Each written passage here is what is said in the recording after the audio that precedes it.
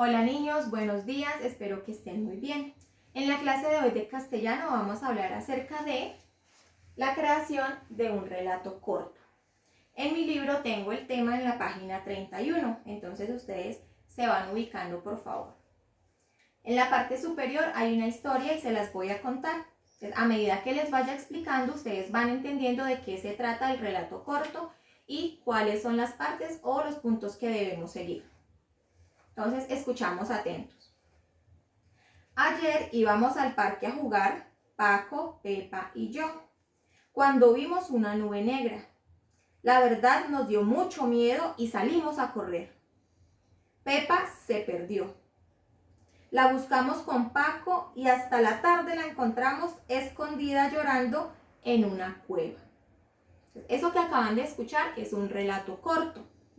Es un relato que tiene una historia, que tiene un espacio, quiere decir un lugar, ocurrió en el parque, y un tiempo definido, nos dice en la historia, ayer. Nos están ubicando en el tiempo.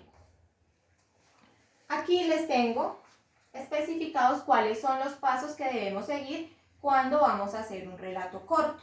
Lo primero es recordar una situación, tener en mente algo que nos haya ocurrido a nosotros, a un familiar, a un conocido. Tener en cuenta los personajes, quiénes son los que van a participar en este relato. Ese relato debe tener inicio, nudo y desenlace.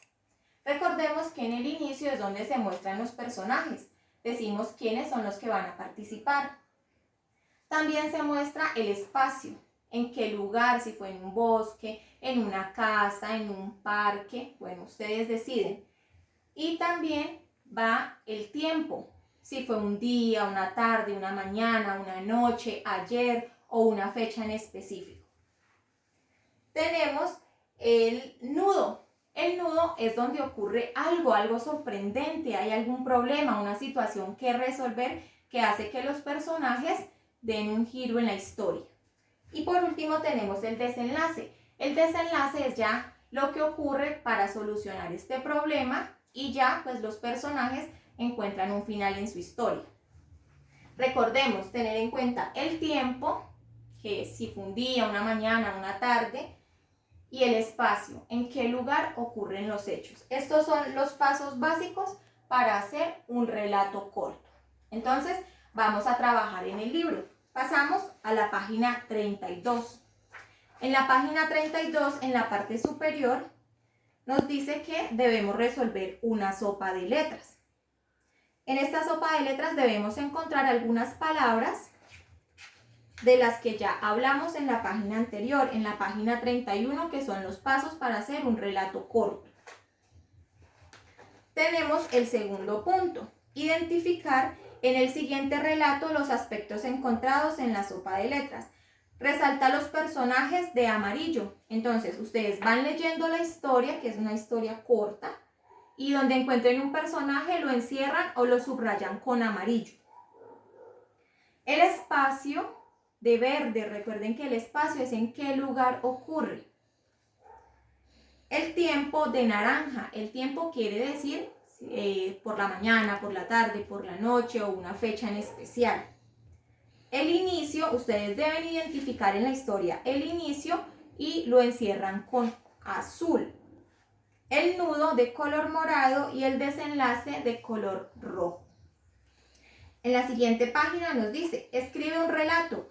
Debes tener en cuenta una situación especial que te haya ocurrido. Recuerdan que ya hicimos eso de recordar una situación, algo que nos haya pasado. Entonces, en la página del libro vamos a trabajar. Vamos a acordarnos de esa situación. Para poder organizar la situación debemos hacernos las siguientes preguntas. ¿Dónde ocurrió? ¿Cómo fue que sucedieron las cosas? ¿Con quién? ¿Quiénes estaban ahí? ¿Quiénes participaron? ¿Qué fue lo que ocurrió? Cuando ya tengamos eso claro, entonces vamos a poder hacer nuestro relato corto teniendo en cuenta que le vamos a poner un título, vamos a escribir el inicio, luego la situación que se presentó o el nudo y el final. ¿Cómo se resolvieron esas situaciones? En la parte inferior del libro nos dice que elijamos uno de estos personajes para que en el cuaderno escriban un relato corto.